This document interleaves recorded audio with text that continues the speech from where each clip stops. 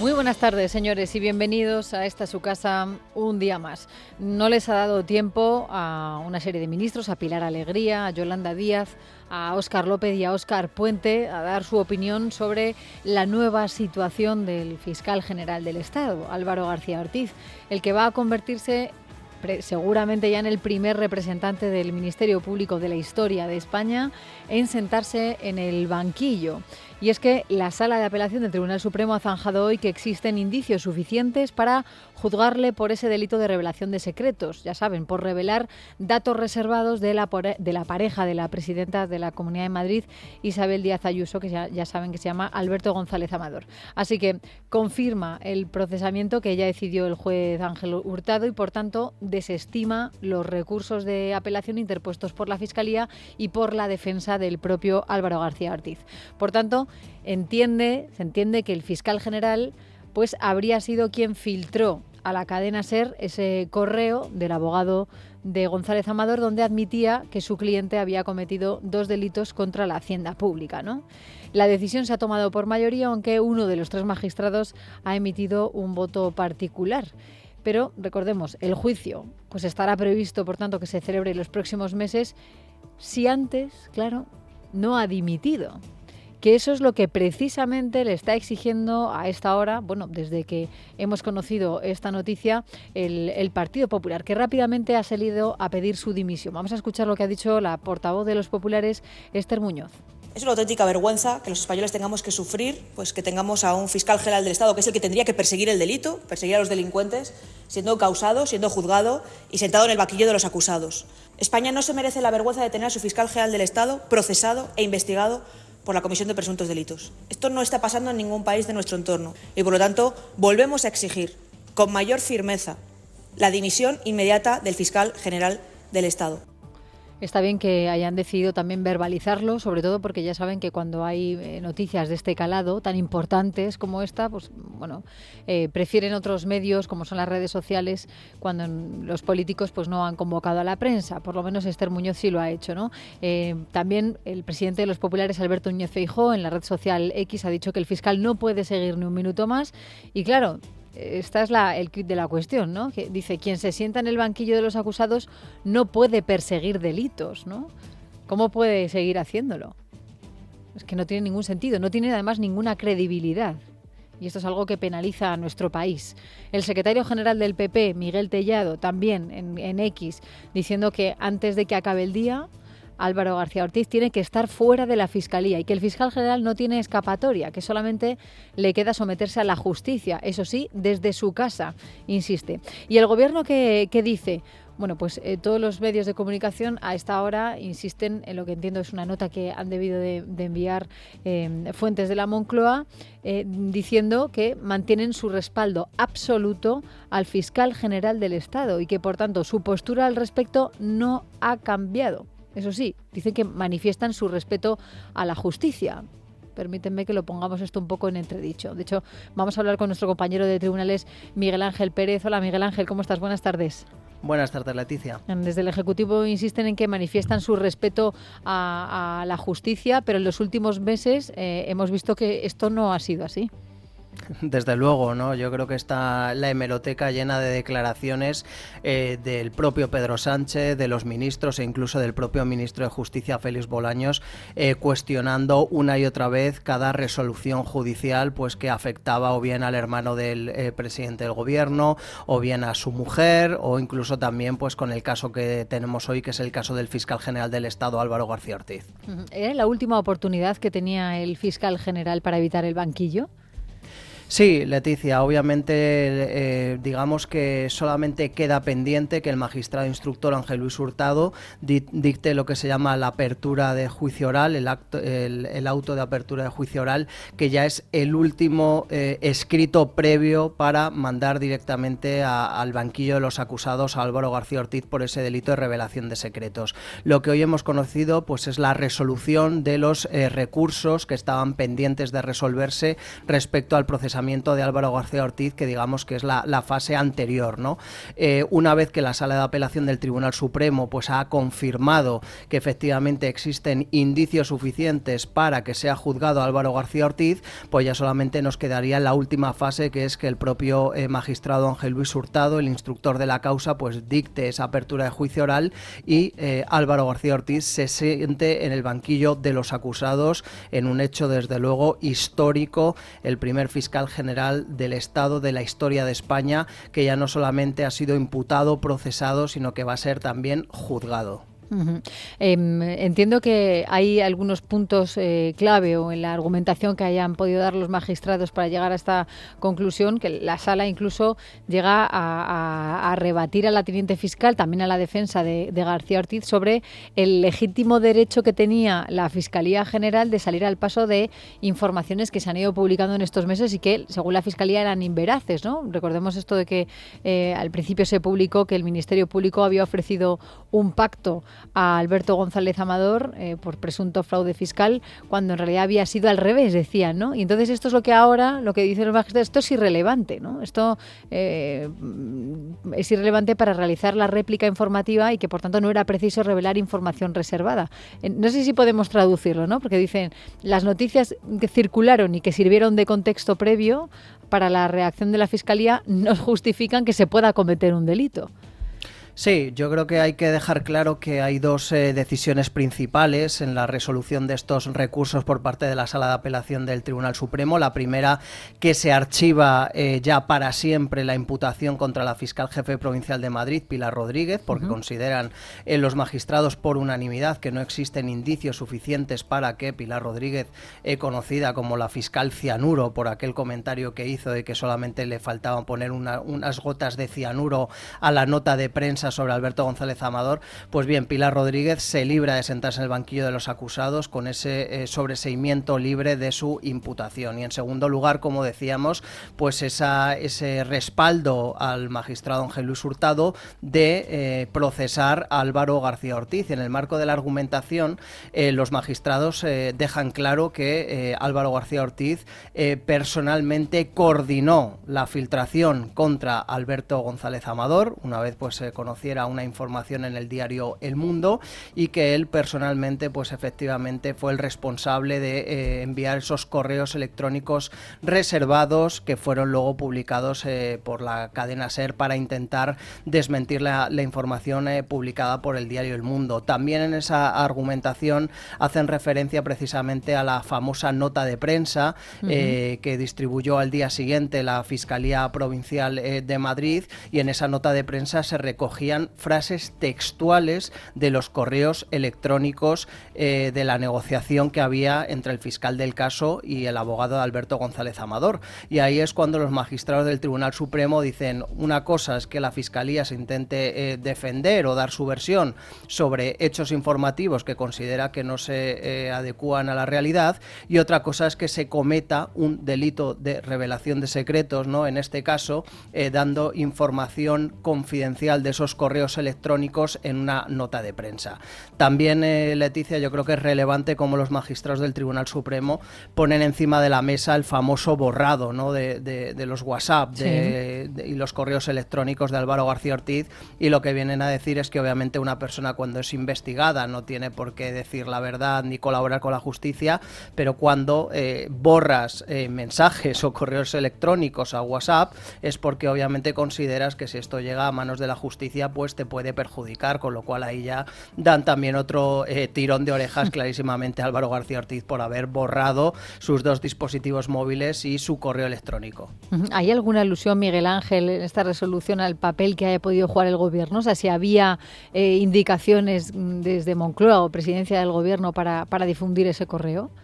Hay que decir que el instructor Ángel Hurtado en su auto de procesamiento así lo indicaba, ¿no? Dejaba caer que obviamente Álvaro García Ortiz, pues siguiendo indicaciones de Presidencia del Gobierno, pues habría, digamos, orquestado toda esta filtración contra el novio de la presidenta madrileña, Alberto González Amador. Sin embargo, los magistrados de la Sala de Apelación pues rebaten esa teoría de Ángel Hurtado porque dicen que no hay indicios para mantener esa afirmación y que además no hay nadie de Presidencia del Gobierno imputado investigado o procesado en este caso, con lo cual pues digamos que es irrelevante, ¿no? De alguna forma. Yo creo que también es importante destacar que los 3 magistrados que conforman la sala, Eduardo de Porres, Julián Sánchez Melgar y Andrés Palomo, han acordado por unanimidad pues archivar la imputación contra la fiscal jefe provincial de Madrid, Pilar Rodríguez, y sin embargo a la hora de enviar de alguna forma ya, ¿no?, de forma definitiva, a la falta de ese auto de apertura de juicio oral,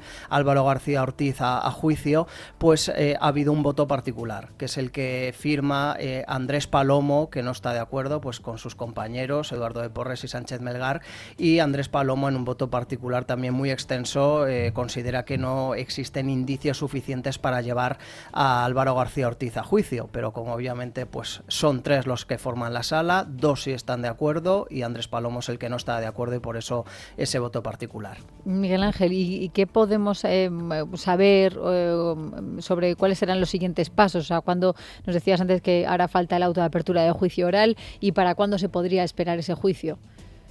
Bueno, yo creo que el auto de apertura de juicio oral, después de las resoluciones de hoy, yo creo que podría ser incluso cuestión de días. No se puede descartar que incluso esta misma semana pues pudiera dictarse esa apertura de juicio oral, y luego ya pues simplemente quedaría por parte del Tribunal Supremo fijar la fecha para el juicio contra Álvaro García Ortiz, que yo entiendo que al ser una causa especialmente sensible tampoco se tendría que demorar muchos meses, y desde luego pues tendría que ser una prioridad para el alto tribunal pues celebrar ese juicio cuanto antes, porque al final no deja ser pues un juicio contra una sola persona. No es en principio especialmente compleja la causa, con lo cual yo creo que el Tribunal Supremo pues en ese aspecto yo creo que le dará prioridad a la celebración de ese juicio en los próximos meses. ¿A qué se expone el fiscal general del Estado? Bueno, yo creo que se expone obviamente a una condena, ¿no?, por ese delito de revelación de secretos. Obviamente pues en la vista tendrá que presentar sus pruebas de descargo, y las acusaciones presentarán pues todas las pruebas que hay durante la instrucción que se han presentado contra el propio García Ortiz, y obviamente pues se puede enfrentar a una condena. Piden las acusaciones hasta 4 o 6 años de prisión para Álvaro García Ortiz, y al final pues todo eso se tendrá que ver durante el juicio y ver cuál es la resolución final del tribunal. Desde luego, pero antes de que ocurra todo eso y la celebración del juicio, hoy, por lo menos, ¿cómo crees que queda la credibilidad de España de cara al exterior? Justamente, además, una semana en la que hemos conocido ese informe de la Comisión Europea, ese informe sobre el Estado de Derecho, donde nos decía que teníamos que mejorar en regulación del sector del lobby, en transparencia, en lucha contra la corrupción, y donde, además, bueno, nos afeaban lo que está ocurriendo con la situación de Álvaro García Ortiz, y que esté siendo investigado por ese delito de revelación de secretos. Pues es un hito histórico muy triste, ¿no?, para España, y sobre todo, como decías, para la imagen de España en el extranjero, ¿no? El hecho de que el fiscal general del Estado pues vaya a ser juzgado por un delito, el que tiene que ser el garante de la legalidad, pues ya nos da muestra de lo grave y de lo triste que es esta noticia, ¿no? Por otro lado, también es positivo el sentido de que si una persona, aunque sea el fiscal general del Estado, pues ha cometido un presunto delito, pues vaya a ser juzgada por ello. A esto también hay que unirse que obviamente pues la ley no estaba preparada para que un fiscal general del Estado se sentara en el banquillo de los acusados, y si bien la ley contemplaba pues que el propio fiscal general del Estado pudiera suspender en sus funciones en el caso de que la fiscal jefe de Madrid, Pilar Rodríguez, hubiera sido juzgada, pues hubiera quedado suspendido temporalmente sus funciones, si así lo consideraba el fiscal general del Estado, pues en el caso del propio fiscal general del Estado no existe ninguna ley que impida que Álvaro García Ortiz vaya a ser juzgado y que continúe en el cargo. Y hay que dejar claro pues que en los últimos meses Álvaro García Ortiz pues se ha inventado todo tipo de excusas para no renunciar. Obviamente cuenta con el apoyo del gobierno, del propio presidente del gobierno, Pedro Sánchez, que la ha respaldado en innumerables ocasiones, y todo hace pensar pues que no se puede descartar en este momento que en unos meses pues Álvaro García Ortiz sea juzgado y todavía siga siendo el fiscal general del Estado y no renuncie. Iba a decir que cosas peores hemos visto, pero probablemente no, es una de ellas y de las más graves. Pues Miguel Ángel, muchísimas gracias por toda la información y por tu análisis. Un abrazo, Leticia. Bueno, y de un escándalo pasamos a otro, porque cada día que pasa vamos conociendo nuevos audios de la trama Koldo y que apuntan a cómo funcionaba esa red que conseguía contratos con las administraciones, a empresas privadas a cambio de mordidas. No solo eso, también nos señalan y nos muestran un modus operandi, un día a día de personajes investigados, de enchufes profesionales o de prostitutas, ¿no? Hoy es un claro ejemplo de ello. Hoy el periódico The Objective nos publica un nuevo audio que apunta a que cómo gestionaba Koldo a las prostitutas para la trama, ¿no? Claro, entre esos 22.000 audios hay muchos que hablan precisamente de la prostitución como algo totalmente normalizado. Formaba parte de las actividades que realizaba la trama en sus momentos de ocio. No sé si ellos lo consideran de ocio o profesionales, ¿no? Pero es cierto que entre esas grabaciones que tienen poder los agentes de la Unidad Central Operativa de la Guardia Civil, después del volcado de los teléfonos de Koldo y de la grabadora, pues muestran efectivamente esos contactos con mujeres como algo totalmente normal. Uno de esos audios, pues una de estas mujeres, una conversación grabada.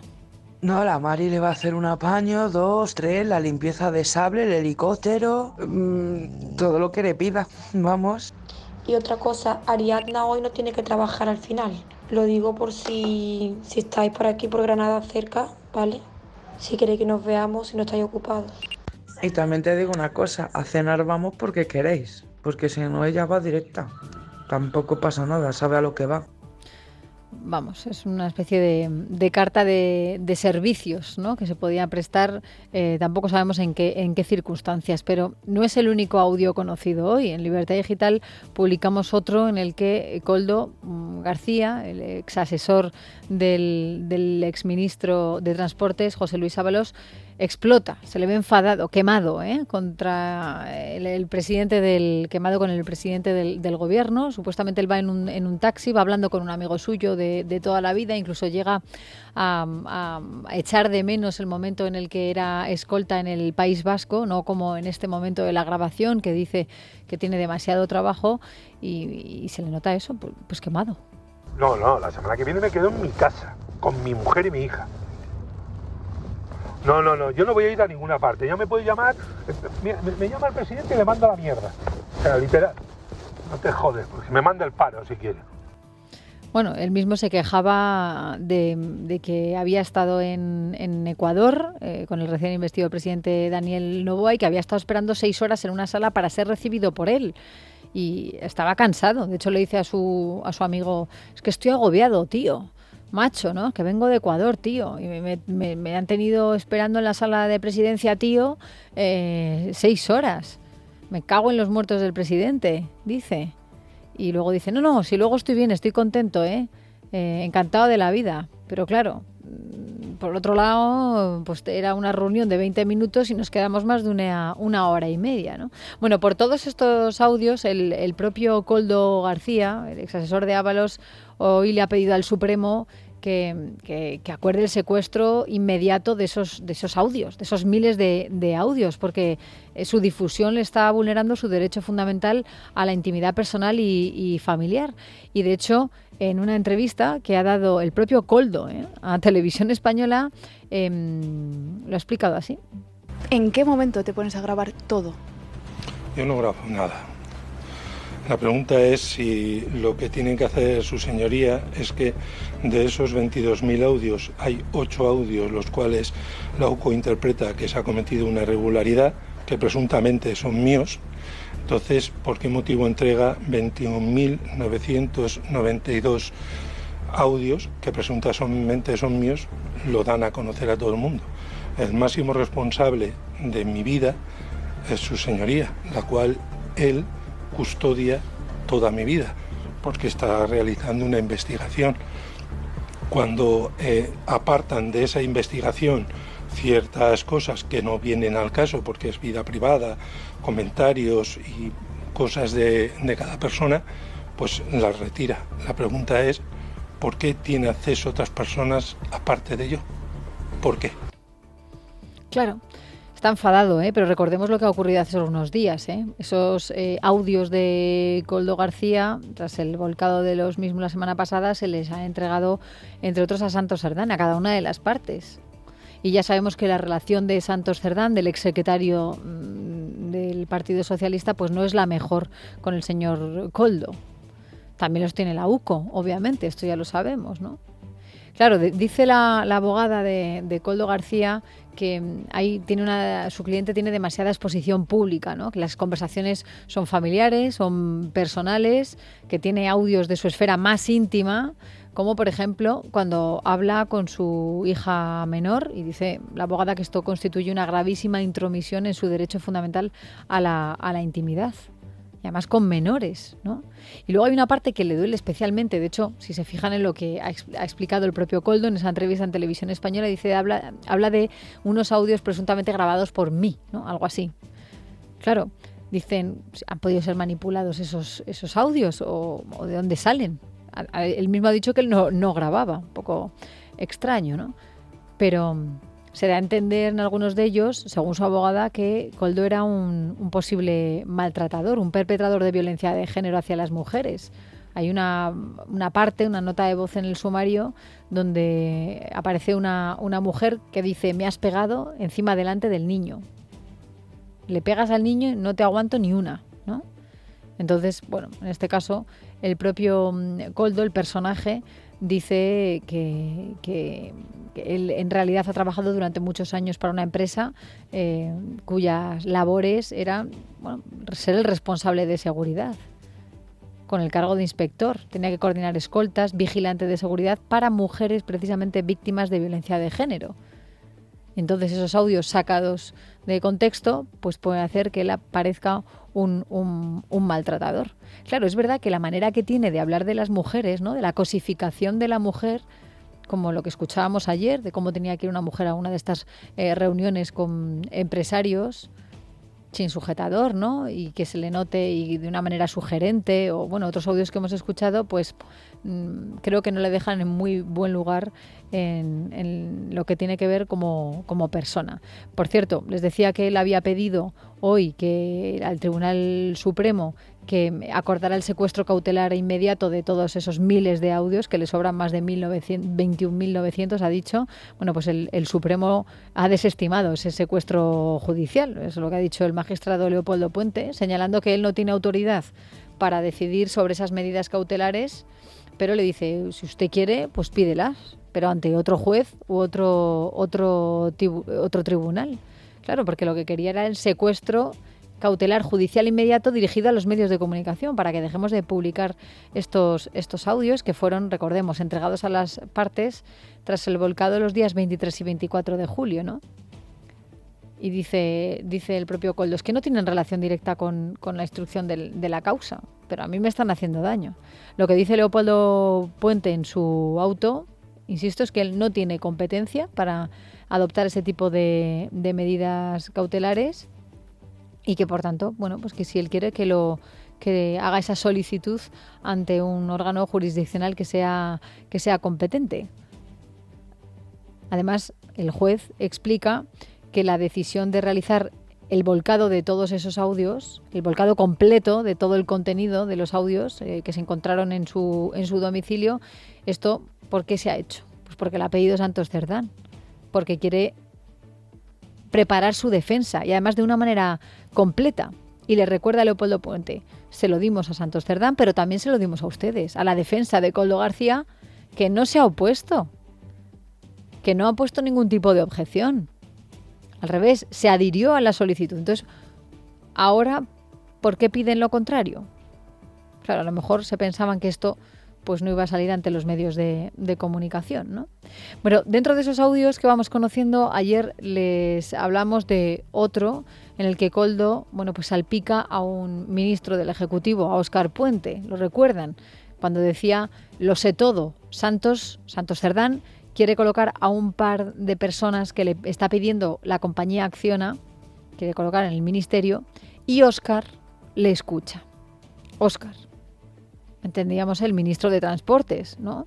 claro, que ya había sido designado 2 días antes de la grabación de esos audios, el nuevo ministro de Transportes, ¿no? Y hoy el propio Puente ha querido desligarse de los mismos. Pero el caso Koldo, ahí hay una evidencia de que le puede salpicar. O sea, incluso Ábalos le culpa de su imputación del Supremo por haber encargado, si lo recuerdan, esa auditoría, como encargó Óscar Puente, para ver hasta dónde pudieron llegar los tejemanejes. Por eso Ábalos ayer se querelló contra el ministro por falsedad, ¿no? Es una denuncia que iba dirigida en un primer momento contra Belén Villar, la jefa de gabinete del subsecretario de Transportes, y luego Belén Roel, que es quien confeccionó y firmó ese informe que lo que hacía era incriminar a José Luis Ábalos.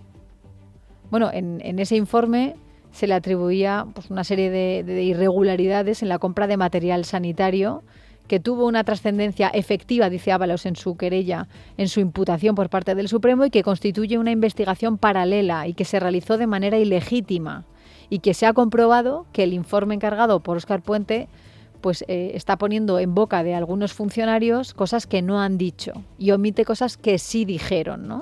O sea, que se ha instrumentalizado. Bueno, pues hoy precisamente era interesante saber qué es lo que iba a decir Óscar Puente sobre todo esto. En la rueda de prensa, tras el Consejo de Ministros, le han preguntado por estos 2 capítulos y así respondía por lo menos a la querella de Ábalos. Su excompañero José Luis Ábalos ha puesto una querella contra responsables de su ministerio, contra la auditoría que usted encargó, asegurando que no se ajusta a las mínimas exigencias de objetividad. ¿Qué valoración hace? Y por otro lado, si contempla tomar otras medidas tras salir a la luz nuevos datos que ponen en duda la labor de su ministerio. Yo creo que no es la estrategia más acertada, pero no soy quien para decirle cómo tiene que hacer las cosas. La segunda pregunta no la he entendido muy bien. Que ¿salen nuevos datos? No, es que no entiendo cuáles son los datos. No entiende cuáles son los datos, ¿eh? Claro, ya les digo yo que lo curioso ha sido lo que ha venido inmediatamente después, de cuando iba a responder a esa pregunta. No entiendo.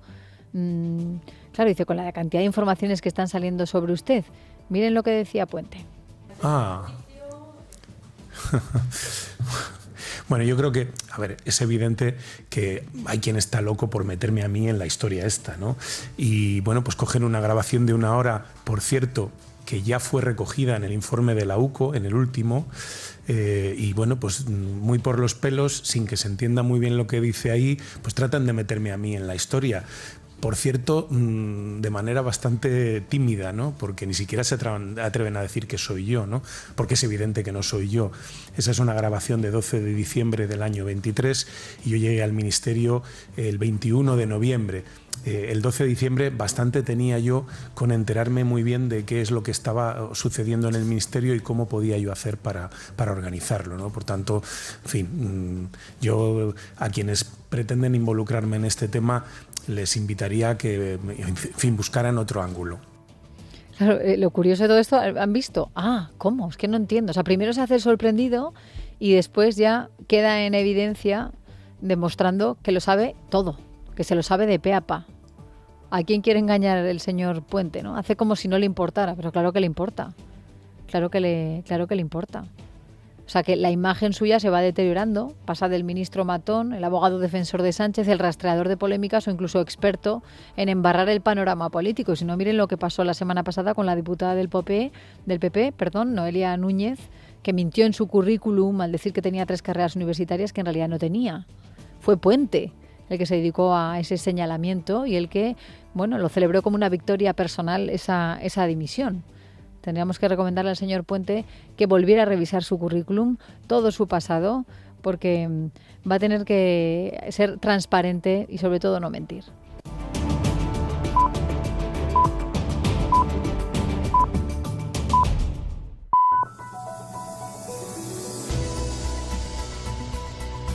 Y así llegamos hasta las 4:30, 1 hora menos en las Islas Canarias. Les contamos otras noticias de este martes 29 de julio. Esther Nieto, buenas tardes. Buenas tardes, Leticia. Sigue la resaca política, el compromiso de ayer del presidente del Gobierno, Pedro Sánchez, para presentar los presupuestos para 2026. Hoy, en la rueda de prensa posterior al Consejo de Ministros, la ministra portavoz Pilar Alegría ha reiterado su intención de presentar los presupuestos, pero no ha aclarado si finalmente los someterá a votación en el Congreso debido a la falta de apoyos parlamentarios necesarios para su aprobación. Podemos por su parte, ha puesto precio a su apoyo y ha señalado hoy que su apoyo dependerá de que no haya ni un solo céntimo más para gasto militar, que se rompan las relaciones diplomáticas y comerciales con Israel y que se reduzca por ley un 40% el precio de los alquileres. Escuchamos a su portavoz, Pablo Fernández. Si tras 2 años sin presupuestos ahora a Pedro Sánchez le preocupa no tener presupuestos, quizá es porque está buscando una excusa para convocar elecciones. Y recordarán la semana pasada el revuelo político y académico que se formó después de conocerse que la ya exdiputada del PP, Noelia Núñez, no había completado los estudios universitarios que figuraban en su ficha técnica del Congreso de los Diputados. Bueno, pues hoy sale a la palestra el nombre de José María Ángel Batalla, el comisionado del Gobierno para la reconstrucción de los daños ocasionados por la DANA el pasado 29 de octubre de 2024. Un informe de la Agencia Antifraude de Valencia señala presuntamente que Batalla habría falsificado su currículum en 1985 para ser funcionario en la Diputación de Valencia y habría presentado una titulación de diplomado en Archivística y Biblioteconomía que no consta en la Universidad de Valencia. Diplomatura, por cierto, que ni siquiera existía en esa época, según ha confirmado la propia universidad.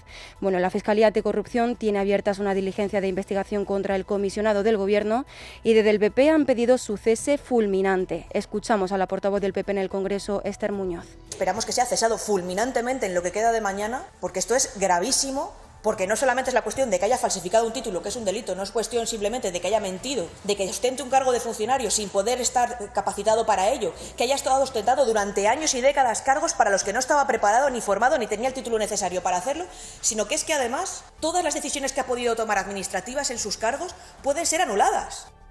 Bueno, por este asunto, por la posibilidad de destituirle, le han preguntado en la rueda de prensa posterior al Consejo de Ministros a la ministra portavoz, Pilar Alegría, que se ha mostrado cauta. No hubo legalidad en esa presentación, lo destituirían. Lo prudente y lo correcto frente a una información que hemos conocido esta mañana es solicitar respuesta y solicitar información y en este caso además por parte del ministerio responsable, que es el Ministerio de Política Territorial. Cuando tengamos esta información, por supuesto, se la trasladaremos también a todos ustedes. Y por cierto que hoy se cumplen 9 meses de la tragedia de la Dana que arrasó Valencia dejando 228 víctimas mortales. La localidad valenciana de Catarroja, en plena zona cero de la Dana, acoge hoy la 9ª manifestación contra el presidente de la Generalidad, Carlos Mazón. Mazón dimisión será de nuevo el lema de esta movilización que comenzará a las 7 de la tarde en el Parque de las Barracas de esa localidad. Bueno, desde esta casa, desde los servicios informativos de radio, hemos entrevistado a Cristian Lesaec, el presidente de la Asociación de Afectados por la Dana del Horta Sud, que ha explicado cómo se encuentran 9 meses después. Tenemos la sensación de que en Madrid tienen ya un poco la idea de que esto se ha solucionado y que ya estamos bien, y no es así. Nosotros cada vez que llueve, por ejemplo, se nos encharcan las calles porque lo que es el saneamiento pues aún tiene barro. Todavía tenemos 8 o 9 colegios que deberían de estar en fase de derribo. Y en cambio pues no se ha empezado. He hablado con empresarios, con gente del sector comercial, pues todavía no les ha llegado a la gente que está esperando ayudas del gobierno. Y hoy hemos conocido el dato del PIB del segundo trimestre del año, de tal manera que la economía creció un 0,7%, una décima más que en el trimestre precedente, a pesar del contexto de incertidumbre internacional generado por las tensiones comerciales por las amenazas arancelarias de Donald Trump. El avance se mantiene por su parte en el 2,8% interanual, en línea con el trimestre anterior. Y en clave económica también siguen las reacciones al acuerdo entre la Unión Europea y Estados Unidos para aplicar aranceles del 15% a prácticamente todos los productos europeos que se vendan a partir de ahora en Norteamérica. Un acuerdo que no ha gustado prácticamente a ninguno de los países que forman parte de la Unión Europea, que lo ven como una derrota ante Washington. Bueno, pues la última hora es que el Fondo Monetario Internacional ha reconocido que el aumento de aranceles podría llegar a restar hasta 2 décimas el crecimiento global, aunque eso sí, en su informe de perspectivas económicas publicado hoy, el organismo ha rebajado el impacto negativo gracias a acuerdos comerciales que han evitado subidas más pronunciadas. De esta forma, el FMI ha elevado en 2 décimas su previsión de crecimiento global hasta el 3% y en 1 décima adicional para 2026 hasta el 3,1%. En cualquier caso, supone una desaceleración respecto al 3,3% alcanzado en 2024.